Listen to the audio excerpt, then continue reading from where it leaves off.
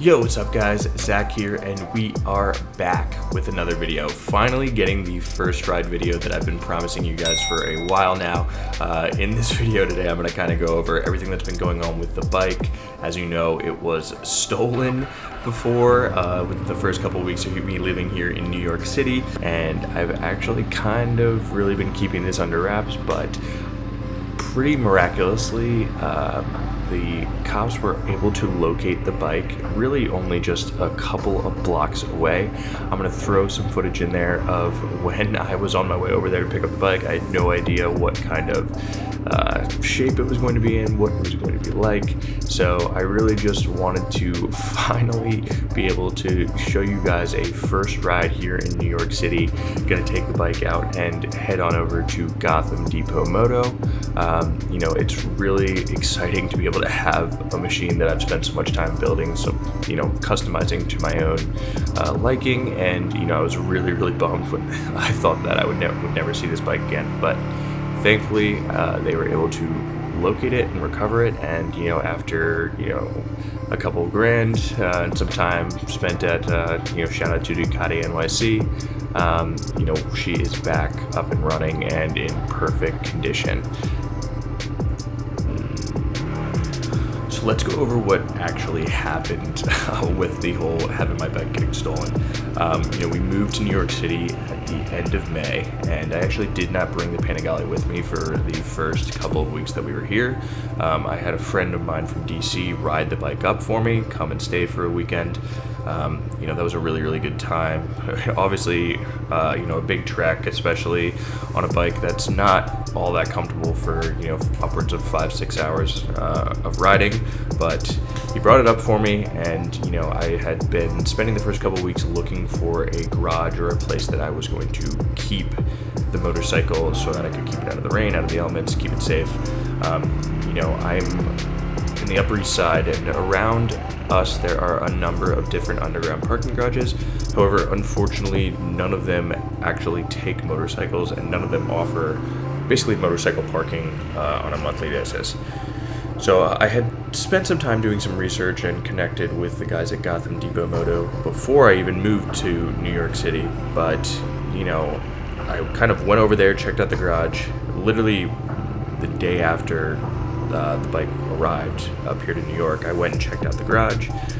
You know, I kind of wanted to take the weekend to think it over as to whether or not I was going to not only pay the more premium price for you know, a garage like that and all the things that it offers, but just really with it being over in Greenpoint, Brooklyn, just, you know, the commute that I would have to make anytime that I wanted to ride my bike.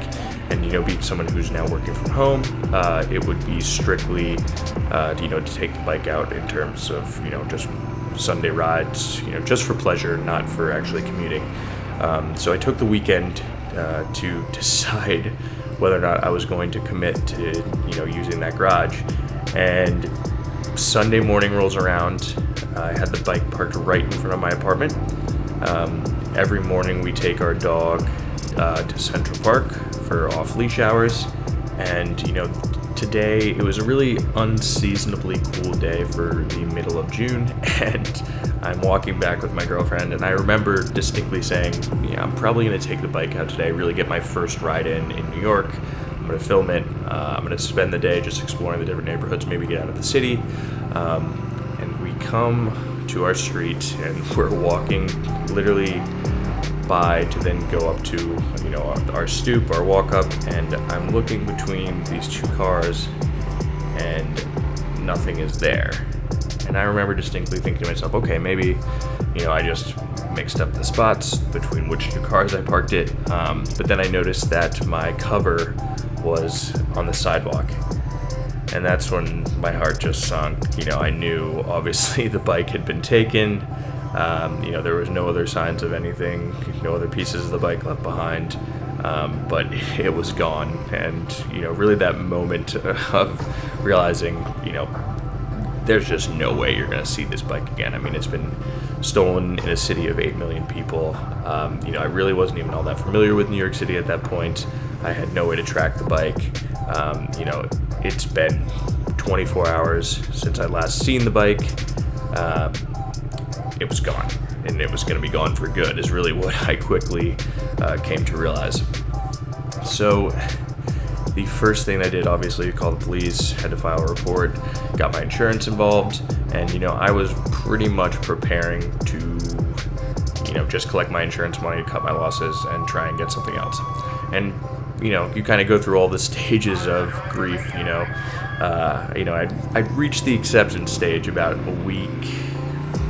It was about 8-9 days after initially reporting the bike stolen, and that's when I got a call from a New York number that I didn't recognize. So I pick up the phone, and at first I think it's like a prank call. They're asking for me by name. It sounds like someone I don't recognize, and then I hear, "We've found your bike. Can you come and pick it up?" And it really took me by surprise. I was fully expecting to never see this bike again, and I'm like, my first thought is, what condition is this bike in? And they really wouldn't give me a straight answer, so I expected the worst. But funny enough, they told me their location, and it was 3 blocks away from my apartment. So whoever had taken this bike had obviously rolled this bike down the street, and they hadn't gotten it very far.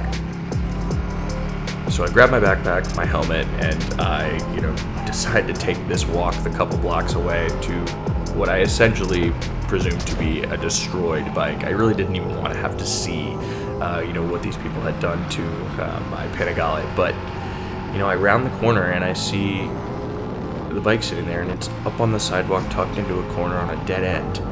And, it looks fine, much to my surprise. I obviously want to get in and get a closer look. I'm still fearing the worst, but initially the bike looks like a bike still. It obviously hasn't been broken into pieces. The cops are sitting there, and I go check out the bike. Everything looks fine physically. There's a few things that are out of place. I go to put the key in and start the bike, and it won't start. Obviously they had tried to get in there and hotwire it, anything like that, but it wouldn't start. So long story short, I had to get the bike towed to Ducati NYC. A couple $1,000 later, I get the bike back, and it's obviously been in a garage ever since. So word to the wise, definitely make sure to keep your bike either in a garage or at the very least locked up on the street, because this was just a very, very strange situation and a strange story, and it happened within the first 48 hours of my bike even getting here. So that's my story, guys. Now that the bike is back, I'm going to be doing a lot more motorcycle content again. Not only different rides in and outside of the city, on the bike itself, but a lot of cinematic content is going to be coming. I have some really awesome new pieces of gear to pair with the Blackmagic Pocket Cinema Camera 6K. I'm very excited to have the bike here in the city, really be able to make some awesome cinematic content and just kind of detail, daily life and what it's like to live with a Panigale in Manhattan. So drop a like and subscribe if you're liking these videos. Keep an eye out for more. There is a lot coming up this year, and I will see you next time.